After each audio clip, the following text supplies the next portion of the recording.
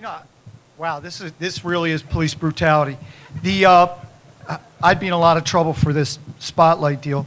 The first I want to ask, what moron put me on last? I got 6 cops back there, all on overtime. It's coming out of the city's budget, I'll have you know. So some jack made me last. I'm only trying to keep the whole entire city safe. So I sit through this whole litany of bad singing and, you know, people say, you have an exhausting job. How do you? I've been smoking crack over there since about 9 o'clock just to stay up. This dribble. Is it dribble or drivel? I think I'm going to ask the dean. Oh, wait a minute. He left at 9:30. And they make a lot about how brave and heroic cops are. I got to tell you something. The first thing you need to know is Richard Scher is on about 75 different sex offender registry lists. There's a common theme to all his jokes, right? All of them. Even the jokes about people of faith have something to do with sex. Poor Bill Clinton can't get out of heaven without knocking up the Virgin Mary. Yeah. Holy moly, you're going to hell for that one.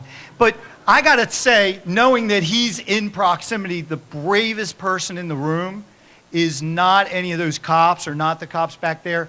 It's Jen Royal. Sitting on that chair with that dress, definitely the bravest woman in the room.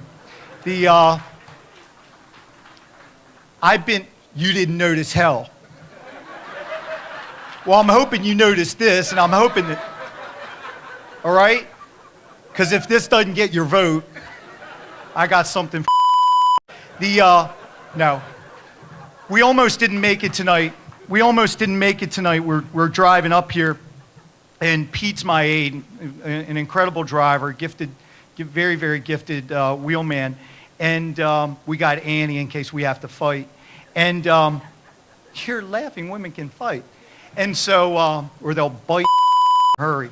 And so we're driving, and this guy in front of us is like weaving all of a sudden, very erratic, and he's weaving up 83, and like, Petey, we got to stop him. He's going to hurt somebody. So we throw the lights on. Eventually, he pulls over just before the beltway.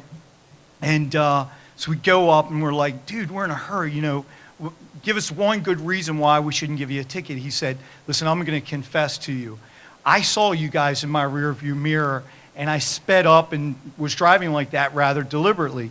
So why in the world would you do that? We're all cops. Why would you do that? He said, about a month ago, my old lady ran off with one of your guys. I thought you were trying to give her back. So we got a little bit further around the beltway, and the traffic was all backed up, big snarl, and that's not unusual for the inner loop of the beltway. And thank you, Governor O'Malley. Katie's gone. But at any rate, hey, they blame me for everything. And so we just share the love.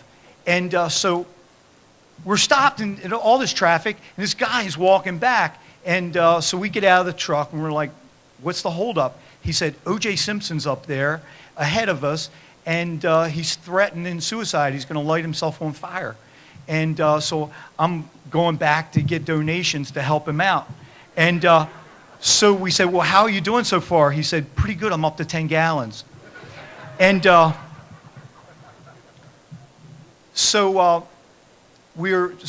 I saw the First Lady here, and she reminded me of a challenge that the governor laid down to local law enforcement. And, you know, everybody wants to be the best. My cops, and I got to give a shout out to the BPD. And so my cops, you know, they take a lot of pride in the work they do. MSP takes a lot of pride in the work they do, Baltimore County. And so the governor said, okay, we're going to settle this once and for all. There's a little patch of woods out behind the State House. I'm going to put a rabbit in there, and whoever can find the rabbit, they're the best law enforcement agency.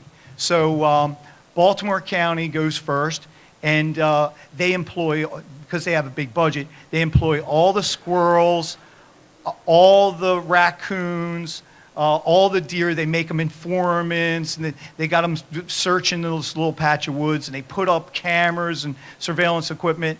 And and they're not very good, and they couldn't find the rabbit. So they come back after a month and say, there's no rabbit there.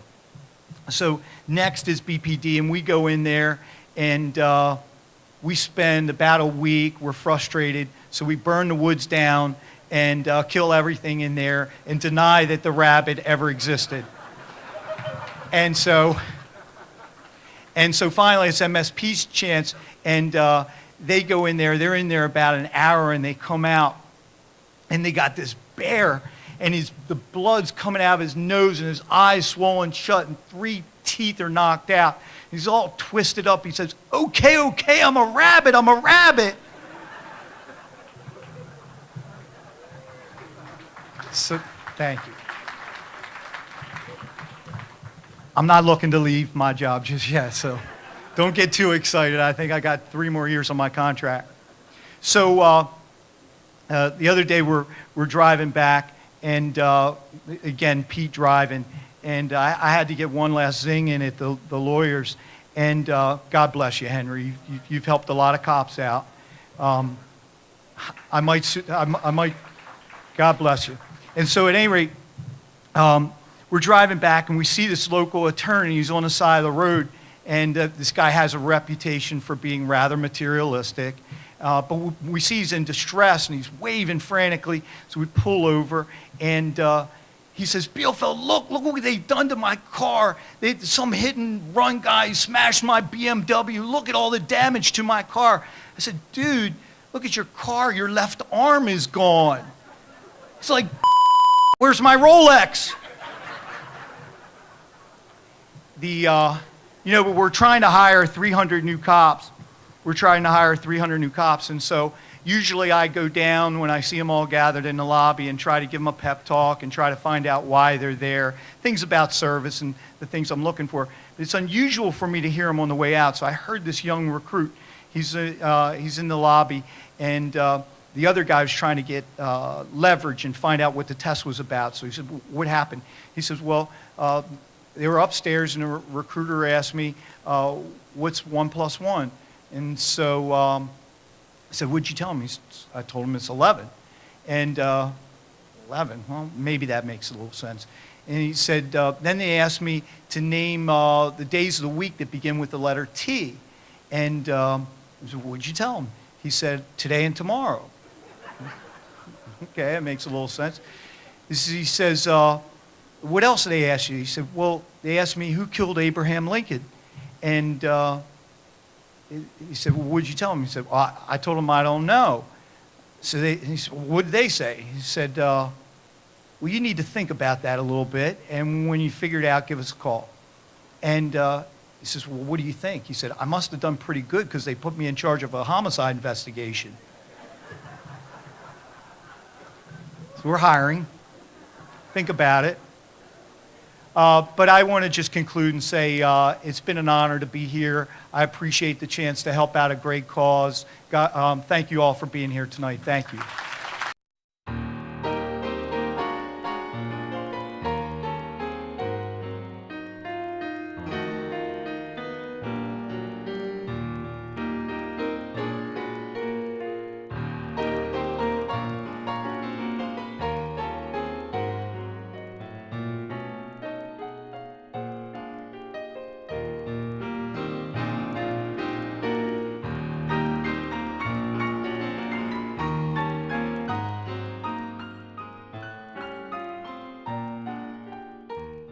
Introducing the pocket-sized Baltimore Sun you can customize, share with friends, and take wherever you go.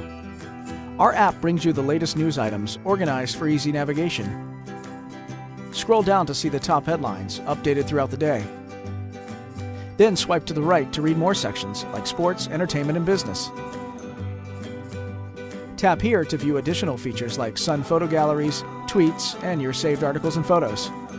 The Baltimore Sun's iPhone app is available now.